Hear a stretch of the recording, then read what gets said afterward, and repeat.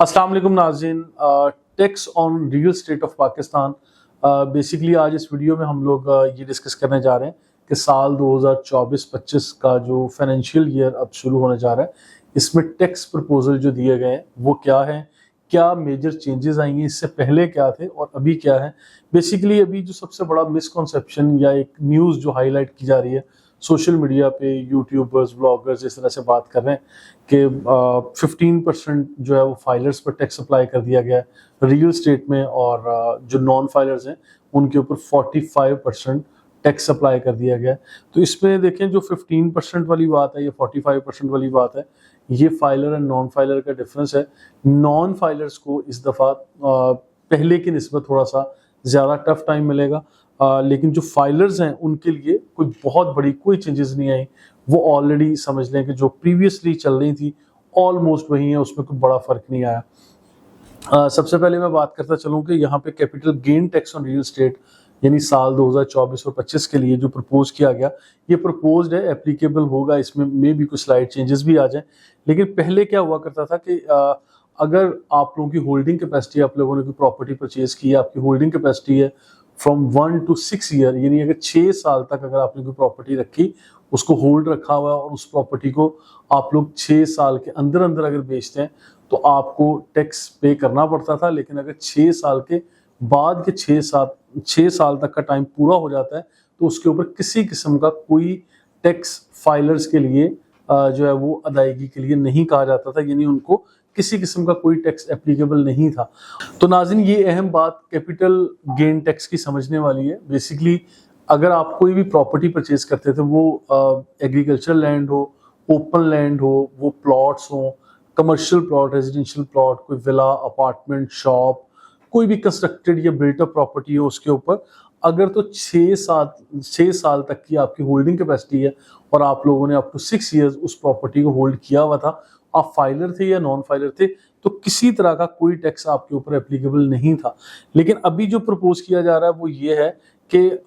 Holding capacity को बिल्कुल ignore किया जाए, और अगर कोई ऐसे हमारे टैक्स पेयर हैं जो टैक्स को रेगुलर बेसिस पे कर रहे होते हैं, तो उनके ऊपर 15% गेन टैक्स के ऊपर 15% जो है वो टैक्स एप्लीकेबल होगा। जो फाइलर्स हैं और नॉन फाइलर्स के ऊपर अप टू 45% है, और वो भी डिफरेंट स्लैब सिस्टम बनी हुई है कि 5 करोड़ की प्रॉपर्टी है, 10 करोड़ की प्रॉपर्टी है, या इससे भी जायद कोई प्रॉपर्टी है, उस तरह से ये होगा। और फिर it all depends on the profit. Basically जितना प्रॉफिट आप लोगों ने अर्न किया, कैपिटल गेन टैक्स का मतलब ही है कि जो बेसिक आप लोगों की इन्वेस्टमेंट थी उसके अलावा आप अपने रिटर्न में शो करते हैं, क्योंकि आउट ऑफ ब्लू अगर आपके अकाउंट में कोई एक बड़ी अमाउंट आ रही है, वो 5 करोड़ की है, 2 करोड़ की है, 10 करोड़ की है, आप लोग बताते हैं कि प्रीवियसली मैंने कोई कुछ अर्सा पहले इन्वेस्ट किया था, अब उस इन्वेस्टमेंट के रिटर्न में मुझे इतना प्रॉफिट हो रहा है, तो उस अमाउंट के ऊपर ये आप लोगों को एक परसेंटेज यानी 15% आप लोगों को टैक्स पे करना पड़ेगा in case of filer, and in case of non filer आपको 45% तक का टैक्स पे करना पड़ेगा। नो डाउट कि साल 2024 का जो ये दिया गया बजट, इसमें जो टैक्स की बात की जा रही है, ये नॉन फाइलर्स के लिए ज़रा थोड़ा टफ फील हो रहा है, इस पर लोग थोड़ी बात भी कर रहे हैं, और वो होना भी चाहिए। और इसमें ये बात भी अभी हम लोगों ने देखी कि जो आप लोग अपने मोबाइल्स पे इजी लोड कर रहे थे, टॉप अप कर रहे थे, उसके ऊपर भी अच्छा खासा टैक्स एप्लीकेबल होगा, यानी आप लोग अदा कर रहे होंगे in case of non filer. Filers के लिए तो रूटीन में जो पहले चल रहा है वैसे ही है, यानी जो GST या नॉर्मल टैक्स डिडक्शन होती है वही होगी। लेकिन जो नॉन फाइलर्स हैं उनके लिए मेरा ख्याल है कुछ इस तरह की एग्जांपल दी गई जो सोशल मीडिया पे चल रही थी। अगर 100 रुपये का आप लोग इजी लोड या टॉप अप करेंगे, सिर्फ 25 रुपये या गालिबन 20 रुपये आपके अकाउंट में टॉप अप होगा, बाकी टैक्स की मद में कट जाएंगे। अच्छा, इसके अलावा एक चीज़ मैं और बताता चलूँ जो यहाँ पे बात की जा रही थी कि करंटली इस तरह हो रहा है कि 3% और 6% दो तरह की टैक्स की कैटेगरीज डिफाइन की गई थी, एक फाइलर और नॉन फाइलर। अगर आप लोग यानी progressive with holding tax on transfer of immovable property, यानी आप लोग रियल स्टेट में अगर कोई प्रॉपर्टी खरीदते थे जिसमें रियल स्टेट प्रॉपर्टीज की बात की जा रही है, उसमें 2 ही कैटेगरीज थी कि 3% टैक्स एप्लीकेबल था जो फाइलर्स थे, और 6% टैक्स एप्लीकेबल था जो नॉन फाइलर थे। लेकिन इस दफा आफ्टर ऑल ऑब्जर्वेशन जो न्यू प्रपोजल दिया गया, इसमें ये चीज ऑब्जर्व की गई कि अब 3 कैटेगरीज को सामने लाया गया, एक है फाइलर, एक नॉन फाइलर और एक है लेट फाइलर, या जो यानी डिले करके जो लोग फाइलर बन रहे थे उसमें लेट या डिलेड फाइलर कहा जा सकता है। तो अब इसमें वो लोग जो सिर्फ ज़रूरत के वक्त, अब कोई प्रॉपर्टी की ट्रांजैक्शन करनी है या कोई बड़ी ट्रांजैक्शन करने जा रहे हैं तो उससे पहले फटाफट आप लोग फाइलर बन जाते हैं, और फिर जब ज़रूरत नहीं है तो आप लोग सालाना जो टैक्स रिटर्न करनी होती है वो भी नहीं, उसको भी आप बिल्कुल टेंशन फ्री होकर लगे हुए हैं, यानी आप लोग नहीं उसको फुलफिल कर रहे थे उन रिक्वायरमेंट्स को। तो उस टाइम पे उन चीज़ों को इस साल ऑब्जर्व किया गया और ये प्रपोजल में ये लिखा गया कि एक तीसरी कैटेगरी भी इंट्रोड्यूस करवाई जाए, जो कि अभी मानने में ये आ रहा है कि इंशाल्लाह इसके ऊपर अप्लीकेबल भी होगा। अब